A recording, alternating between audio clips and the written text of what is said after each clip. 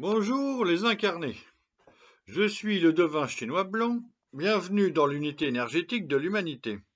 Aujourd'hui nous allons parler de l'énergie 39 obstruction et de François Hollande, qui est né en 1954. L'énergie 39 obstruction est composée en bas de la montagne et en haut de l'eau. Au-dessus de la montagne, il y a l'eau. C'est une situation de blocage, où les difficultés rendent toute avancée impossible, où forcer le passage vers l'extérieur ne fait qu'accroître les difficultés. On y répond par un repli sur soi, un pas en arrière permet de se renforcer, le retour vers l'intérieur est la seule stratégie possible, mais il est nécessaire de prendre de la hauteur pour donner à l'obstacle une dimension plus juste. Alors, j'espère que ça vous parle d'Hollande parce que pour moi, c'est de la paraphrase. Ok? Donc, vous pouvez relire le passage. Ça parle de l'énergie d'Hollande. On continue.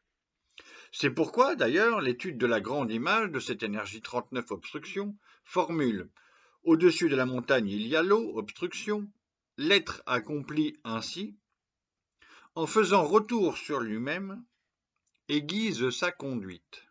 Bon, très bien, parfait.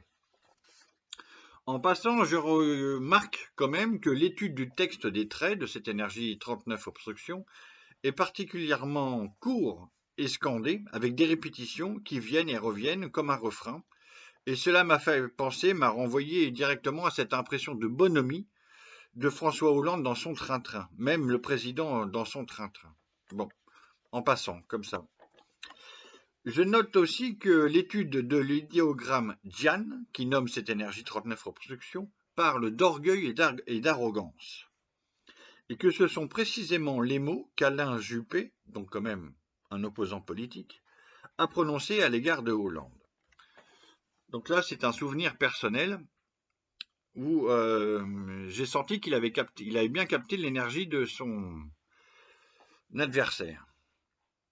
J'en profite pour vous donner la petite liste de devinettes des personnes qui vivent ou qui ont vécu dans cette énergie 39 obstruction. Il y a Peter Brook, qui est un homme de théâtre franco-britannique anglais.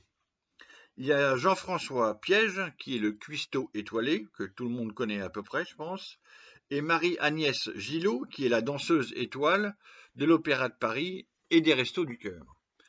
Voilà.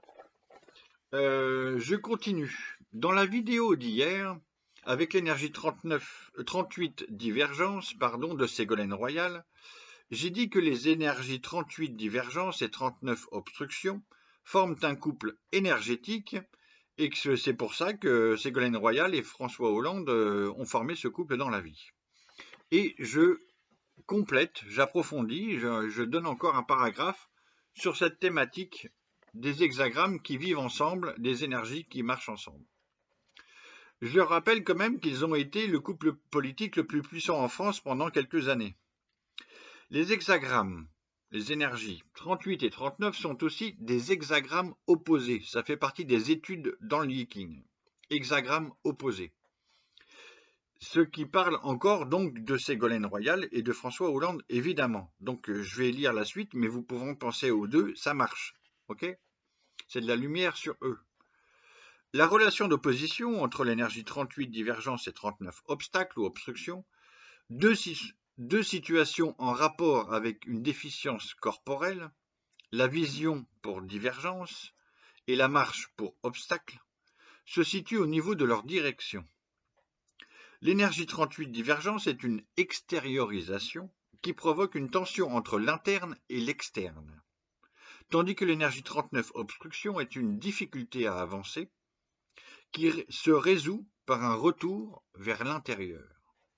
Ça, c'est passionnant parce que vous avez les ressorts du couple intime et politique en même temps.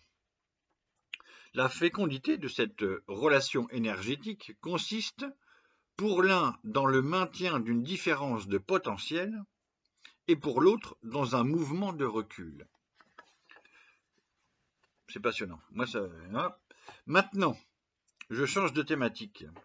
Comme avec tous les autres présidents dont j'ai, enfin pas tous, il y en a quelques-uns que j'ai pas, mais comme avec les autres présidents dont j'ai capté l'énergie de l'incarnation, je montre et j'indique, aux historiens du futur notamment, dans quelle période énergétique le président français a été élu.